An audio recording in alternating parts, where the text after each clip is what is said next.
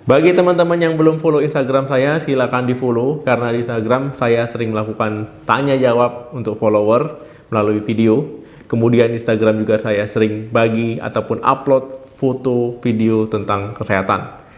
Nah, untuk teman-teman yang belum follow, silakan follow karena di Instagram juga saya sering bagi-bagi rezeki untuk teman-teman semua.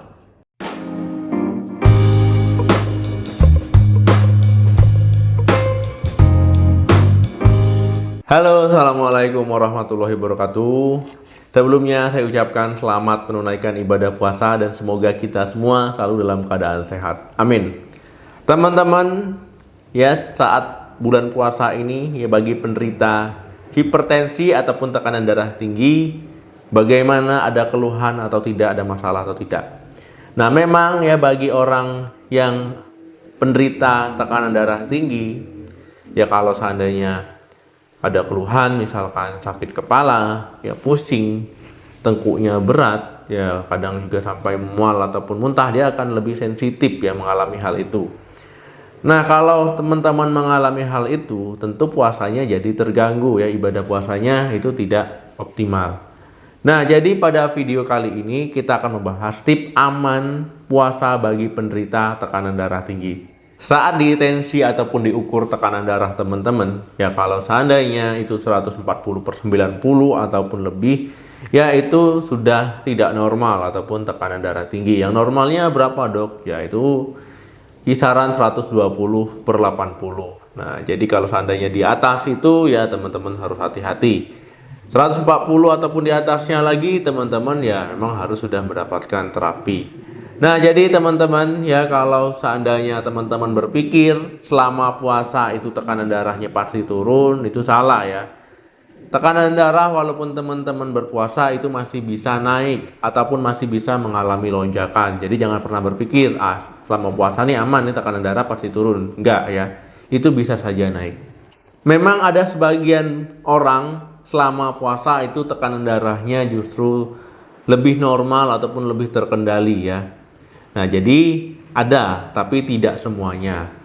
Nah, kalau kita berpuasa kan kita memberikan kesempatan tubuh kita itu untuk istirahat ya.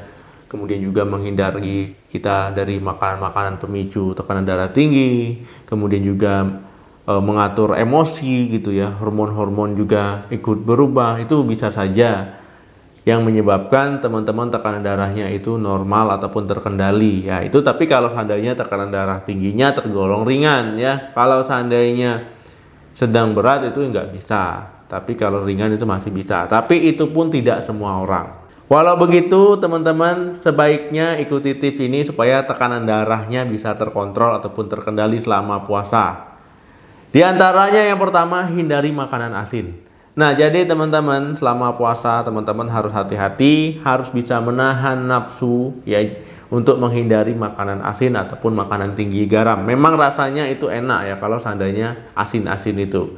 Itu bisa meningkatkan selera dan menambah citra rasa dari makanan.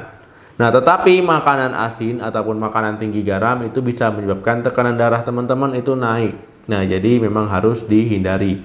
Bukan berarti teman-teman tidak boleh makan makanan yang mengandung garam sama sekali, itu tidak ya. Teman-teman masih bisa mengkonsumsi makanan yang mengandung garam itu maksimal ya, maksimal satu harinya itu 1 sendok teh kurang. Nah, jadi itu maksimalnya, bukan 1 sendok makan ya. Nah, jadi teman-teman ya kalau seandainya teman-teman mengkonsumsi makanan asin ataupun makanan tinggi garam ya tentu tekanan darahnya itu tadi ya bisa naik. Tapi kalau teman-teman hindari, itu bisa membantu menurunkan tekanan darah teman-teman, bisa membantu untuk mengontrol tekanan darah teman-teman.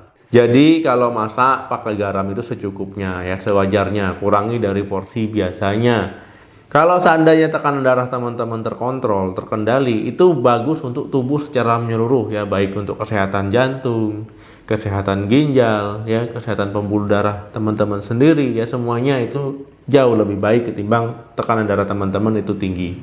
Yang kedua, cukupi kebutuhan cairan. Nah, jadi teman-teman ya poin kedua ini teman-teman harus mencukupi kebutuhan cairan. Nah, dengan apa ya, saat berbuka sampai saat sahur itu ya minum ya, supaya tidak kekurangan cairan.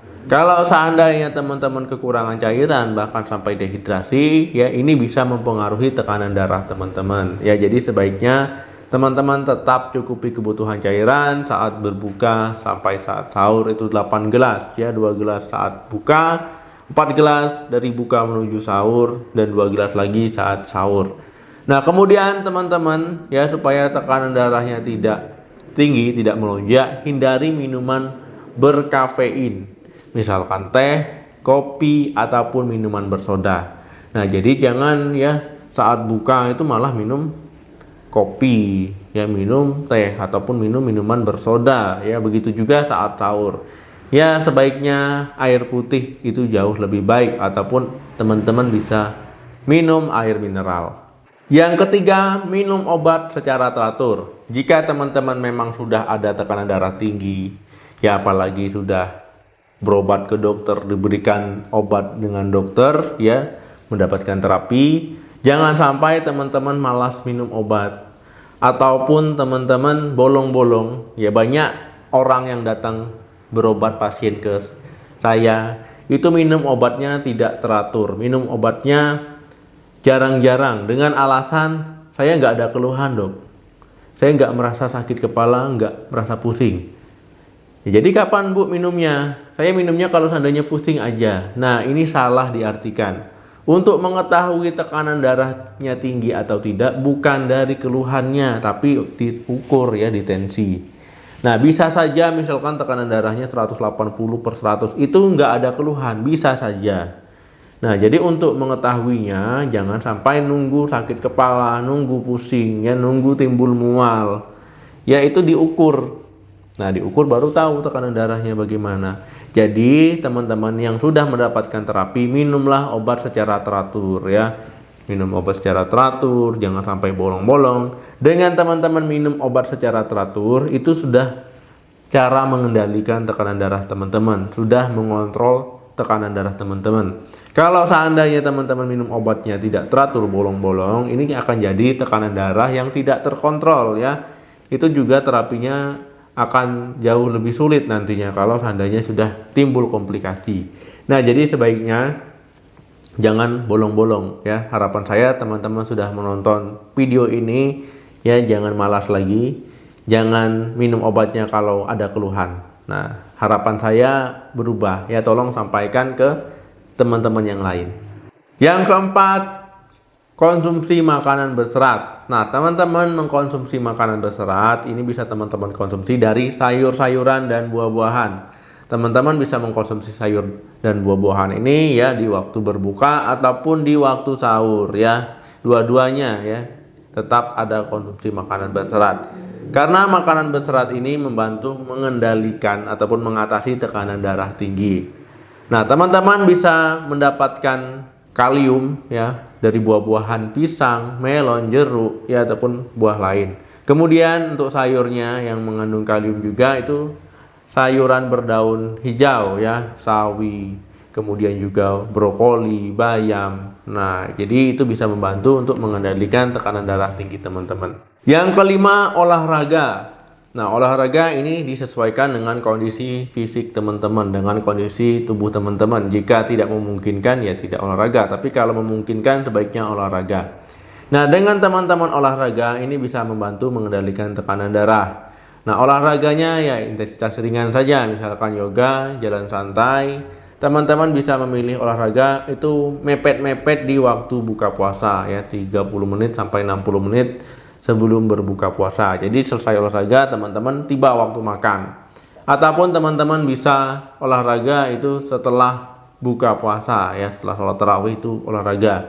Jadi dengan teman-teman meningkatkan aktivitas fisik ya dan olahraga itu bisa membantu mengendalikan tekanan darah dan membuat teman-teman tetap sehat dan teman-teman bugar.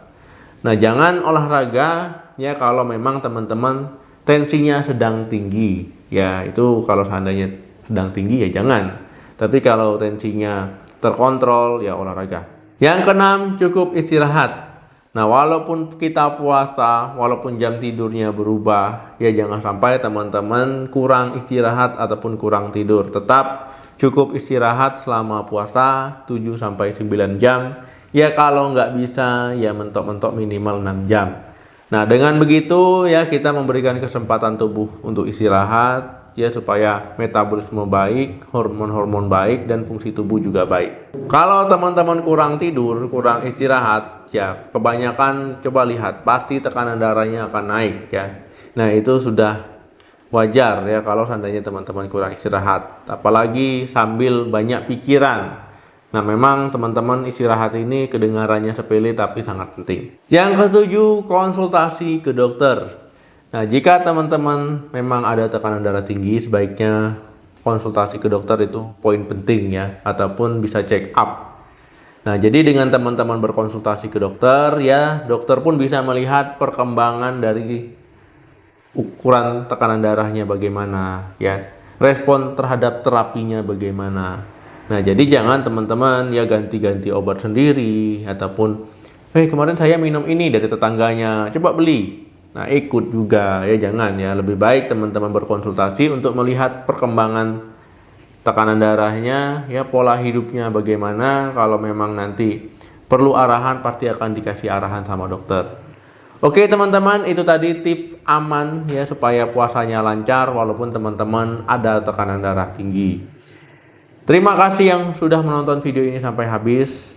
Jangan lupa like, share, dan komen di video ini. Ya semoga puasanya tetap lancar dan semoga kita semua tetap sehat. Amin. Sampai ketemu lagi di video saya selanjutnya. Salam sehat, sampai jumpa.